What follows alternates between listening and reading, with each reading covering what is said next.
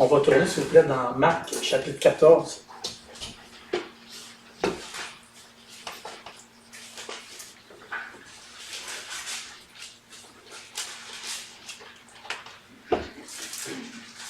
Ça fait quand même très longtemps. J'espère que ça va bien aller. Denis, mon lecteur professionnel, tu pourrais-tu lire ce livre, s'il vous plaît? Marc, j'ai étudié. 14? Non, mais je me suis trompé. Ça commence bien. Hein? C'est Marc, chapitre 6. 14 à 29. 14 à 29. Le roi Hérode a entendu parler de Jésus, dont le nom était devenu célèbre. Il dit, Jean-Baptiste a ressuscité les morts et c'est pour cela qu'il se fait par lui des miracles. D'autres disaient, c'est Élie. Et d'autres disaient, c'est un prophète comme l'un des prophètes. Mais Hérode, en apprenant cela, disait, ce Jean que j'ai fait décapiter, c'est lui qui a ressuscité. Car Hérode lui-même avait fait arrêter Jean, il l'avait fait lier en prison à cause d'Hérodias, femme de Philippe, son frère, parce qu'il l'avait épousé, et que Jean lui disait, il n'était pas permis d'avoir la femme de ton frère. Hérodias était irrité contre Jean, il voulait le faire mourir. Mais elle ne le pouvait, car Hérode craignait Jean, le connaissant pour un homme juste et saint, il le protégeait, et après l'avoir entendu, il était souvent perplexe et l'écoutait avec plaisir. Cependant, un jour propice arriva, lorsqu'Hérode, à l'anniversaire de sa naissance, donna un festin assez grand aux chefs militaires et aux principaux de la Galilée. La fille d'Hérodias entra dans la salle, elle dansa, et plut à Hérode et à ses convives.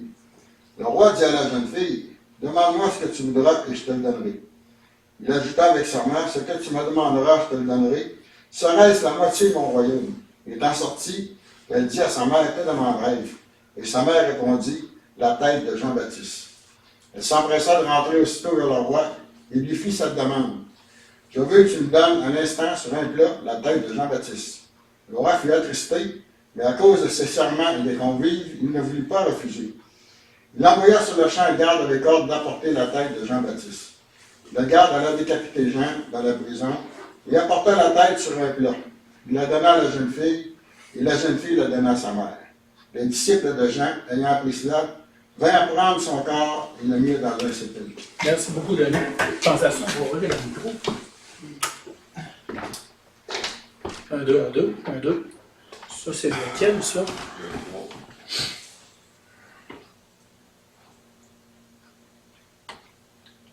Le 3? 1, 2, 1, 2. Ok. Juste ça. Je n'ai pas la voix forte. Okay. Bon, ok. Dans cette histoire-là, qui traite du meurtre de Jean-Baptiste, je trouve que ce passage-là, il représente bien un peu là, la société, le monde dans lequel on vit. Il y a deux sortes d'individus. Il y a une humanité qui vit sans Dieu. Il y a des gens là-dedans iniques, méchants, cruels, qui ne veulent rien savoir de Dieu. Puis dénués de sens moral. Puis il y a aussi, puis on sait ça c'est dans le monde aussi, puis il y a une humanité aussi dans le monde des gens qui sont attachés à Dieu, qui veulent faire sa volonté. Et puis, mais on va parler surtout en particulier d'un homme dans cette histoire-là, Hérode Antipas. Puis, comme on vient de le lire et on va y retourner, il a été coupable de mauvaises actions commises à cause de sa lâcheté. Il était lâche. De ses compromis. Il n'y avait aucune rigueur morale. Puis aussi, il a fait des actions qui étaient en désaccord avec sa conscience. Et il a vécu aussi avec des sentiments, des mauvais sentiments en lui. Il y avait de la culpabilité, puis on va voir d'autres choses aussi qui étaient en lui à cause de ses actions. Je vais relire le verset 14 à 16 qui fait un peu le résumé de la situation. Le roi Hérode entendit parler de Jésus, dont le nom était devenu célèbre. Et il dit, Jean-Baptiste est ressuscité des morts, c'est pour cela qu'il se fait par lui des miracles. Je veux tout de suite attirer votre attention. Dans ce texte-là, là, ça nous est expliqué comment Jean-Baptiste il est mort. Sauf que ça ne se passe pas en temps réel. Tu sais, mettons, si on va dans les textes qui parlent, mettons, de la crucifixion du Seigneur, ben, c'est raconté, puis c'est comme en temps réel. Mais ça, ce qui nous est conté là, c'est pas en temps réel, parce que Jean-Baptiste, il est déjà mort. Il a déjà été exécuté. Ce qui est en temps réel, on va le voir. Là. Fait que si je reprends à partir du verset 14, le roi Hérode entendit parler de Jésus dont le nom était devenu célèbre. Et il dit, Jean-Baptiste est ressuscité des morts, et c'est pour cela qu'il se fait par lui des miracles. Dans le fond, ce qui est en temps réel dans cette histoire-là, là, c'est le fait que c'est Hérode qui s'interroge sur c'est qui ça Jésus, cet homme-là qui est très, très populaire. D'autres disaient c'est Élie, et d'autres disaient c'est un prophète comme l'un des prophètes. Mais Hérode, en apprenant cela, disait ce Jean que j'ai fait décapiter, c'est lui qui est ressuscité.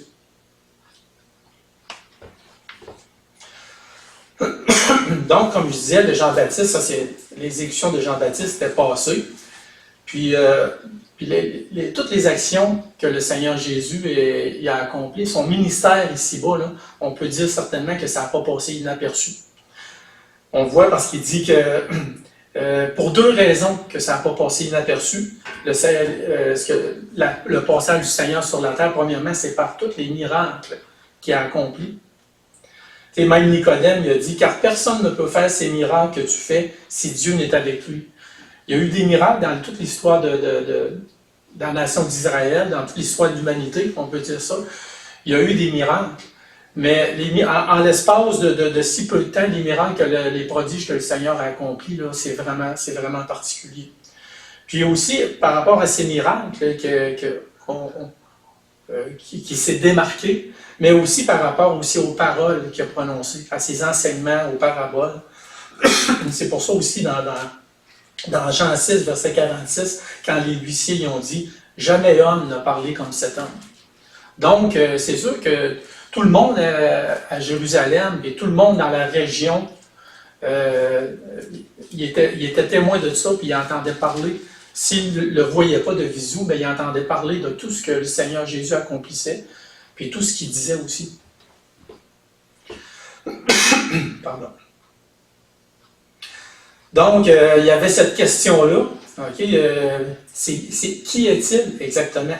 Bon, il y avait quelques théories, comme on l'a vu. C'est soit que peut-être que c'était Élie qui revenait, parce qu'on voit dans Malachie, au chapitre 4, versets 5 et 6, l'idée que Élie va revenir. Puis, c'était peut-être un prophète, puis c'était peut-être Jean-Baptiste qui est ressuscité des morts, selon Hérode, revenu pour le tourmenter, comme on voit au verset 16. Mais Hérode, en apprenant cela, disait « Ce Jean que j'ai fait décapiter, c'est lui qui est ressuscité. » J'ai l'impression que Hérode, toute la culpabilité qu'il vivait par rapport au fait qu'il a fait décapiter Jean, puis ça ne tentait pas, on va le voir encore, il était hanté par cette idée-là. Puis il pensait peut-être que Jean-Baptiste était venu pour le tourmenter.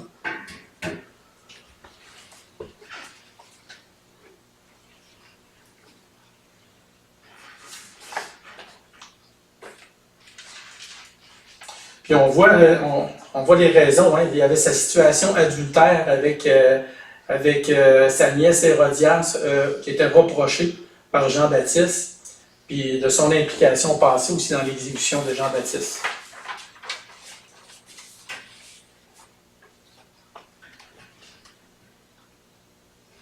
On va relire, s'il vous plaît, le verset 17 à 20. Car Hérode lui-même avait fait arrêter Jean et l'avait fait lier en prison à cause d'Hérodias, femme de Philippe, son frère, parce qu'il l'avait épousée. Et que Jean lui disait, il ne t'est pas permis d'avoir la femme de ton frère. Hérodias était irritée contre Jean et voulait le faire mourir. Mais elle ne le pouvait, car Hérode craignait Jean, le connaissant pour un homme juste et saint, il le protégeait et après l'avoir entendu, il était souvent perplexe et l'écoutait avec plaisir. Fait qu'on voit quand même un peu qui était Jean-Baptiste pour Hérode, puis ça ne tentait pas de tuer un prophète, de tuer selon lui ce qu'il voyait un homme saint. Et puis, on voit les reproches de Jean-Baptiste. Ça, je dirais que ces reproches-là de Jean-Baptiste, là, ça a été, je dirais, l'élément déclencheur qui a amené finalement à l'exécution de Jean-Baptiste. Parce que c'était la colère d'Hérodias. On voit que c'est Hérode qui s'est fait reprendre par Jean-Baptiste, mais c'est la madame qui n'était pas contente. Et la femme d'Hérode, la fille de son demi-frère, Hérodias, elle était mariée avec un de ses frères, c'était Philippe. Puis elle l'a quitté pour se remarier avec lui, Hérode Antipas. Puis, c'est ça.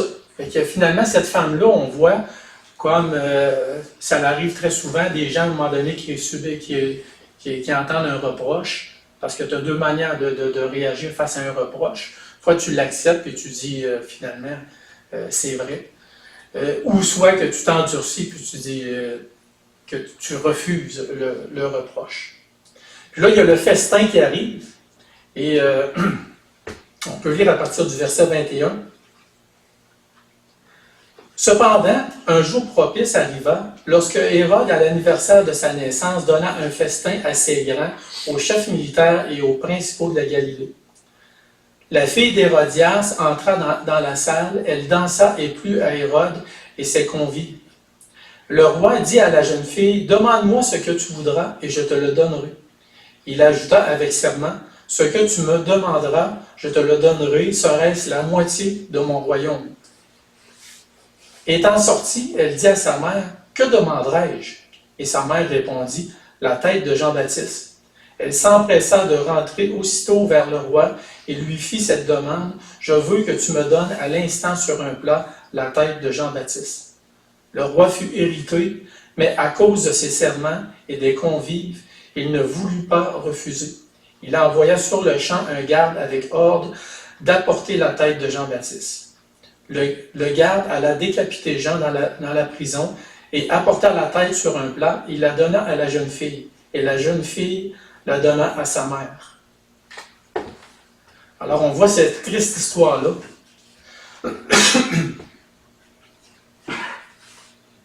Hérode Antipas, c'était le gouverneur, puis un des trois fils d'Hérode le Grand.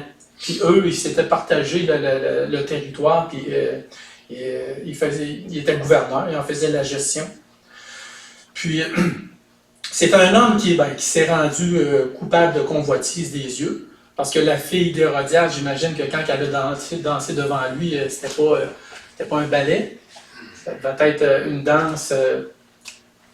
Vous devez vous douter un peu le genre de danse puis le genre d'effet que ça a eu sur Hérode. Puis, on voit qu'il a péché par convoitise des yeux. Il a péché aussi par orgueil, parce que là, il est allé dire je te donne la moitié de mon royaume. Mais dans le fond, c'était pas son royaume. Il en avait juste eu la gestion d'un bout de territoire. Okay, il était gouverneur, mais c'était pas son royaume. Pareil comme si là, il s'est élevé un peu plus, il s'est senti plus puissant qu'il l'était en réalité. Puis certainement qu'il a fait une promesse inconsidérée aussi. Il ne s'attendait pas de la demande qu'il était pour recevoir.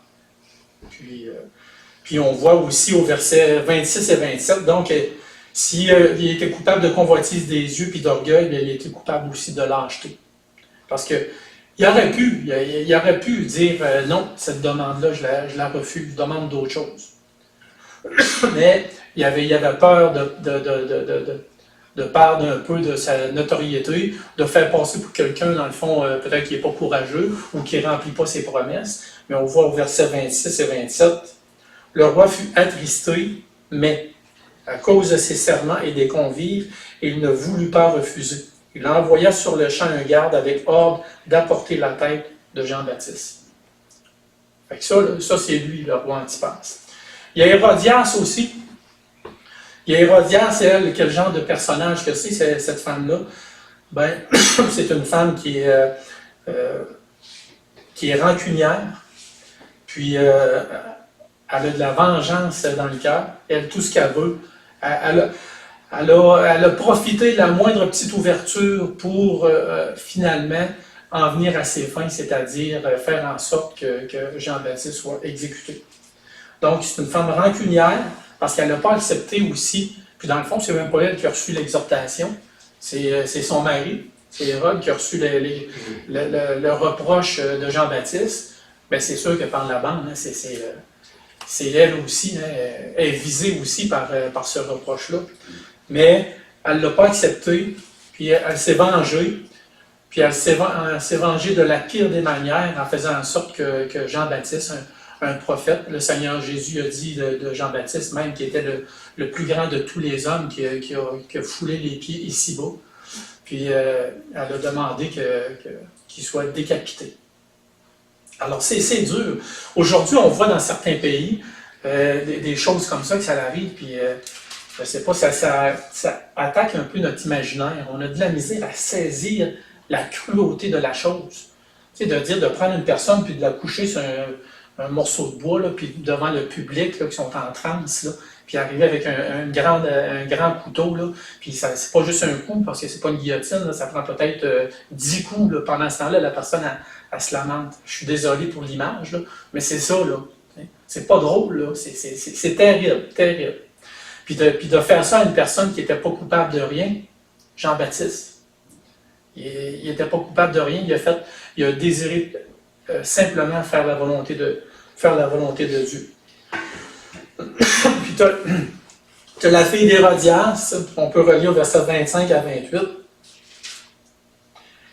Elle s'empressa de rentrer aussitôt vers le roi et lui fit cette demande: je veux que tu me donnes à l'instant sur un plat la tête de Jean-Baptiste. Le roi fut attristé, mais à cause des convives, on voit la suite, qu'est-ce qui est arrivé. Fait on voit que c'est la fille d'Hérodias, premièrement, au niveau moral, sa danse, on aurait pu s'en passer. Et puis, elle a la même cruauté que sa mère. Fait que, elle aussi, elle va avoir à rendre compte devant Dieu de ses actions. Parce que des fois, pour la mort d'une personne, il peut avoir peut-être 4 personnes d'aussi coupables une personne que l'autre. Dans les... c'est souvent, on a déjà entendu ça, qui est coupable? C'est celui qui pèse sur le pistolet ou celui qui dit de peser sur le pistolet? Les deux. Hein? Les deux. Fait qu'elle aussi est coupable. La même cruauté que sa mère, aucun sens moral, sans intelligence et discernement.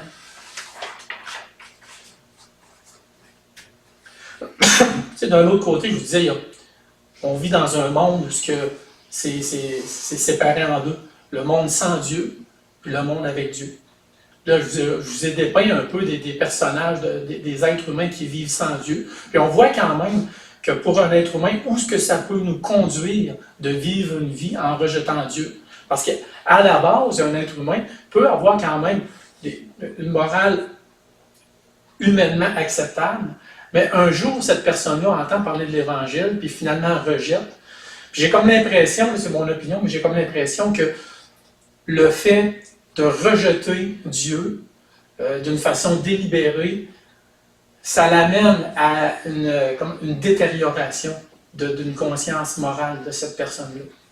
Puis on peut même évoquer dans Romains, quand Dieu il dit que, comment, je ne me souviens pas exactement là, comment ceux qui... Il va faire en sorte que les gens qui le rejettent vont tomber encore plus dans l'immoralité. Et d'un autre côté, on a l'exemple de Jean-Baptiste, un homme courageux. Vous savez, c'est reprendre une simple personne, c'est une chose, mais reprendre une personne en autorité, c'est une autre chose. Hein. Puis Jean-Baptiste, il a eu, avec l'aide de Dieu, il a eu le courage de le faire. Il a repris Hérode. On l'a lu au verset 18. à cause de son immoralité. Puis Jean-Baptiste, en toute chose, il était soumis à Dieu dans toute sa vie. Tu sais, quand on pense à un être humain dans la parole de Dieu, à un homme de Dieu dans la parole, qui a mis à part le Seigneur, qui a rejeté tout plaisir de ce monde pour se consacrer exclusivement à faire la volonté de Dieu, à regarder tout simplement aux choses d'en haut plutôt qu'à ceux qui sont sur la terre. Jean-Baptiste, c'est un bel exemple. Hein? Et il ne mangeait pas du caviar, quoi peut-être que je n'aimerais pas ça non plus, mais en tout cas, c'est peut-être pas un bon exemple. Il ne mangerait pas de la pizza. Hein? Il ne mangeait pas de la pizza, Denis. Il mangeait quoi, des sauterelles, il était vêtu d'une façon extrêmement humble. Puis ça a été sa vie, Jean-Baptiste. Pour terminer de cette façon-là, il faut faire attention quand je dis pour terminer son pèlerinage ici-bas. Parce que Jean-Baptiste, sa vie ne s'est pas terminée là. Puis sûrement qu'il est dans la présence de Dieu. Puis on sait quoi. Puis aussi, il est resté ferme en prison. Il a vu arriver le bourreau, puis il n'a pas dit « Ok, je m'excuse, n'importe quoi, on présume. » Il a resté courageux jusqu'à la mort. Et puis, il y a les disciples aussi. Hein, on peut pas ne les oublions pas, les disciples au verset 29. Les disciples de Jean, ayant appris cela, vinrent prendre son corps et le mirent dans un sépulcre. Ils n'ont pas fait une marche là, dehors pour manifester violemment, pour dénoncer l'injustice et la méchanceté du gouvernement. Je ne veux pas dénoncer, c'est un droit qu'on a de manifester. Mais juste pour évoquer un peu le côté humble et paisible des disciples de Jean. Ils ne se sont pas rebellés. Ils ont fait tout simplement à ce moment-là, d'une façon bien humble et soumis, quelque chose qui était juste, qui était bien. Maintenant, ce qu'on pourra faire, là, on va faire une application pour nos vies. On va y aller je vais faire un survol de tous les personnages qu'on a vus. Et puis, on va regarder encore un résumé de quel genre de personnalité que ces personnes-là sont. Puis après ça, on va faire pour chaque personnage, on va faire une introspection. On va se regarder, chacun de nous, pour dire, y a-t-il quelque chose de ces personnes-là qu'on a tendance à s'attacher à ces mauvaises attitudes-là? On va faire un examen de conscience par rapport à chaque personne. Premièrement, des exemples à suivre. Jean-Baptiste et ses disciples, soumis au plan de Dieu pour leur vie. Une attitude irréprochable, exemplaire, leur courage devant les grands de ce monde, puis même Jean-Baptiste pendant son emprisonnement. Est-ce qu'on peut dire qu'on est des personnes de ce genre-là, qu'on est des personnes comme soumis aux autorités, paisibles, courageux pour le Seigneur, désirant en toute chose faire sa volonté? La barre est haute, hein, frères et sœurs. Hein? C'est pas évident. Là. C'est vraiment des bons. Jean-Baptiste et les disciples, là, dans ce qui nous est rapporté, là, c'est exemplaire comme attitude, comme niveau de spiritualité. Puis, tu sais, on peut se poser la question, comme pour nous, quelle sorte de chrétien qu'on est? Est-ce qu'on est comme ça? Est-ce qu'on est prêt à accepter ce que le Seigneur a en réserve pour nous? Tant bien, c'est sûr, c'est ça, normalement, on va l'accepter. Mais est-ce que le mal qui nous arrive, est-ce qu'on va l'accepter aussi? Est-ce qu'on accepte les situations dans lesquelles on se trouve qui ne sont pas faciles? Comme dans Philippiens, où chapitre 4, quand Paul dit qu'il a appris à être content dans toutes les situations où il pouvait se trouver. Est-ce qu'on est toujours content? C'est-à-dire content, pas on sait des fois content au Québec, ça évoque je suis content, tu sais. Mais c'est pas ça. Ça veut dire le contentement, ça veut dire on est prêt à avoir une attitude positive, une acceptation, on pourrait dire même une genre de résilience par rapport à tout ce qui peut nous arriver. Résilience, c'est un mot qui est rendu à la mode. Ça. C'est le terme principal, le premier terme première définition du mot résilience, là, c'est dans un contexte de physique, c'est la capacité d'un métal à résister au choc. Puis il y a toutes sortes de métaux, il y en a qui ne résistent pas au choc, il y en a qui vont casser parce qu'ils sont plus secs, il y en a qui sont moins secs, qui vont résister au choc. Mais dans un sens plus, dans un autre sens, ben, c'est la capacité de surmonter les coups durs dans la vie, comme croyant. Est-ce qu'on est capable de faire ça? De les surmonter. C'est sûr qu'à long terme, on réussit à les surmonter parce qu'on survit. Hein? Mais moi, l'idée ici, c'est pas de dire est-ce qu'on survit aux épreuves. C'est si on les surmonte d'une façon victorieuse, les épreuves, même dans les premiers moments où ce que ça arrive. Tu sais, puis, à un moment donné, j'ai marqué, les jeunes, les coups durs qui peuvent nous arriver à l'école, les tentations qui peuvent nous arriver, est-ce que les jeunes, est-ce que vous résistez, vous faites face aux épreuves de la bonne manière? Les vieux, est-ce que, on sait, hein, des fois il y a des vieux, puis je ne parle pas ici, mais on parle du profil d'une personne âgée, mais à un moment donné, ça peut devenir bougonneux, chioleux. Est-ce qu'on a tendance à s'en aller vers ça? Parce que j'ai remarqué en observant dans ce monde, j'ai remarqué qu'il y a deux sortes de personnes âgées. Il y a des personnes qui vieillissent bien, puis j'en connais des personnes qui vieillissent bien, qui ont tout le temps de bonne humeur, puis il y a des personnes qui vieillissent mal, qui deviennent aigries. Bien, tendons, frères et sœurs, à vieillir bien, dans le sens qu'on ne vient pas des vieux chiolus, des vieux bougonneux, mais qu'on veut toujours demeurer avec une attitude noble qui honore le Seigneur, même dans les bons puis dans les mauvais moments. Et on a nos fameux exemples à ne pas suivre aussi dans le passage. On a Hérode, sentiment de culpabilité causé par une promesse inconsidérée, motivé par la convoitise des yeux, l'orgueil, pour avoir fait exécuter un homme juste, bref, de la culpabilité. Il a péché, puis il vit aussi, il a vécu avec de la culpabilité. Pendant combien de temps, je ne le sais pas. Peut-être qu'à un moment donné, sa conscience l'a touché, puis il a pu repenser à ça. Mais il reste quand même que c'est beaucoup plus agréable de vivre sans sentiment de culpabilité que de vivre avec, à cause d'avoir mal agi. Puis, c'est pas dur à répondre. Comment est-ce qu'on peut éviter justement les sentiments de culpabilité? Bien, c'est en évitant de nous placer dans des situations où on va en éprouver. Le péché, le fameux péché. Hérodiade, c'est une femme immorale, mariée à 2 oncles. Dans le fond, les personnes avec qui elle était mariée, c'était des oncles. Puis endurcie face aux reproches de Jean-Baptiste, rancunière en exigeant sa mort.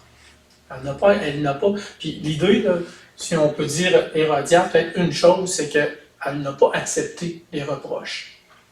Et puis, vous savez, est-ce qu'on les accepte, nous, les reproches, les exhortations?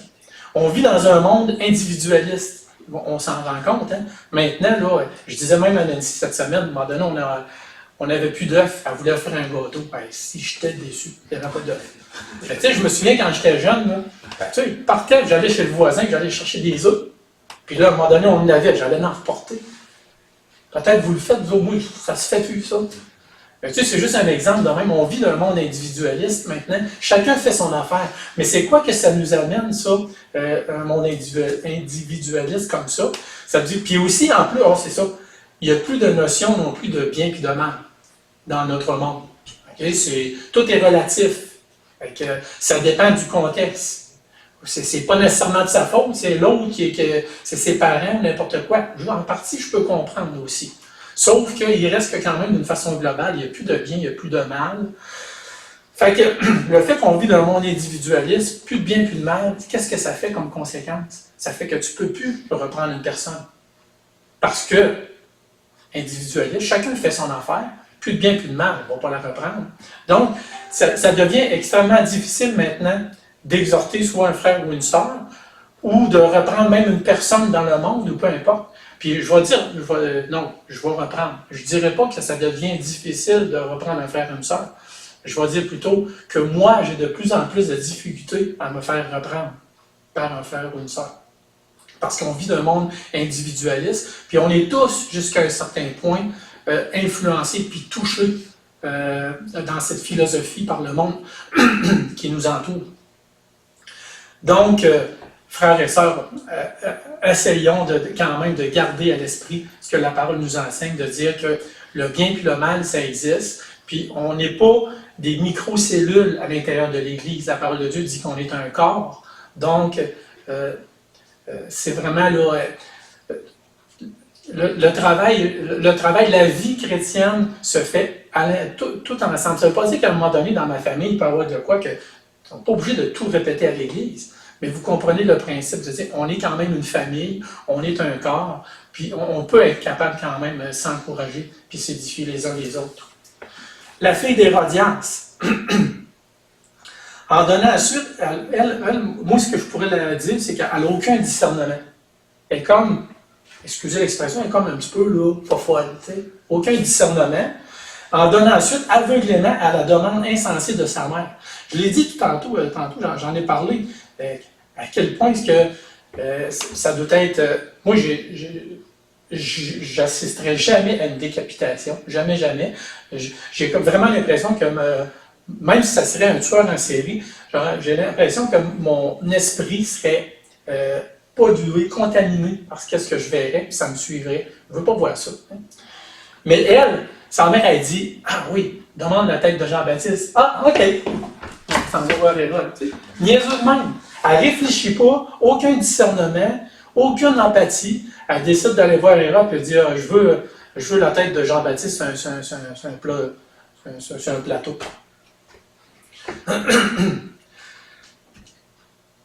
Premièrement, une question, est-ce qu'on fait preuve de discernement dans notre vie, de dire « Non, Daniel, ça, on ne fait pas ça. C'est pas bien ça. » Puis, je terminerai aussi par rapport, justement, à l'attitude d'Hérodias, de la fille d'Hérodias. L'idée de sa mère était cruelle, puis elle était cruelle. Puis j'ai pensé à ce concept-là, en tant que chrétien, d'essayer de casser les côtés négatifs de nos parents. Je sais que ça peut paraître dur et sévère, de la manière que je dis ça. Je vais m'expliquer. Mes parents, vos parents, ils ont tous des qualités et des défauts, parce qu'on le sait, ça, c'est pas un concept que je suis obligé de vous convaincre, vous le savez, on est tous pécheurs. J'ai des qualités, j'ai des défauts, même probablement que j'ai plus de défauts que de qualités que mes parents ont comprenez, sont peut-être mieux que moi, là, ça je veux dire. Mais ce que je veux dire, tu sais, quand on dit le proverbe, le fruit tombe pas loin de l'arbre, ce que je veux dire par là, c'est qu'il faut se méfier des côtés négatifs de nos parents qui peuvent génétiquement se ramasser en nous. Je sais qu'on est coupable aussi, on ne pourra pas plaider devant le Seigneur. Ben là, c'est les gènes, c'est pas de ma faute. Sauf qu'en même temps, on connaît nos parents, ou on a connu nos parents, ben il ne faut pas faire comme la fille d'Hérodias, dans le fond, qui n'a pas été mieux que ses parents. Il faut de dire, parce que le concept aussi d'un chrétien, c'est quoi? C'est de cheminer vers la sainteté, de s'approcher toujours davantage de faire la volonté de Dieu. Donc, moi, j'ai connu ma mère, je connais mon père, je connais les qualités et les défauts de ma mère, je connais les qualités et les défauts de mon père, individuellement. Méfions-nous de nos gènes, méfions-nous. Puis, l'influence aussi de nos parents peut pas être seulement génétique aussi, ça peut être, on appelle ça culturel. Pas seulement par les gènes, mais parce qu'on l'a vu faire. Donc, cherchons quand même, faisons preuve de discernement dans ça, puis reproduisons les qualités de nos parents, puis tentons de ne pas reproduire leur côté négatif. Donc, c'est ça. Je sais qu'il y a eu beaucoup d'exhortations par rapport aux différents personnages, puis dans tout ça, il y a peut-être un élément, 2 éléments ou 3 éléments peut-être qui nous a touchés, qui nous a dit « Ouais, ça... fait que, frères et sœurs, essayons de cheminer dans ça, puis d'avancer dans l'obéissance pour la gloire de Dieu. » Je demanderai à Michel, s'il vous plaît, de terminer par un mot de prière. Père, avec ce qu'on vient d'entendre, on voit que le monde est cruel par nature, et on voit que le seul moyen qu'on a vraiment de s'en sortir, c'est vraiment de te connaître. Comme Daniel a dit, c'est laisser te laisser travailler dans nos cœurs. Il faut cheminer vers la sainteté. Jésus était saint, il nous dit d'être saint. Il nous dit de s'isoler de ce monde et d'agir selon ce que Jésus a accompli. Son obéissance envers toi. Père, on te demande de toujours t'obéir. On voudrait suivre le chemin de Jésus. On te demande que ton esprit puisse nous guider jour après jour dans ce chemin. On te remercie pour cette bonne parole, pour l'entrée ce matin. On te demande de bénir notre semaine et c'est dans le nom de ton Fils Jésus qu'on prie. Amen. Amen.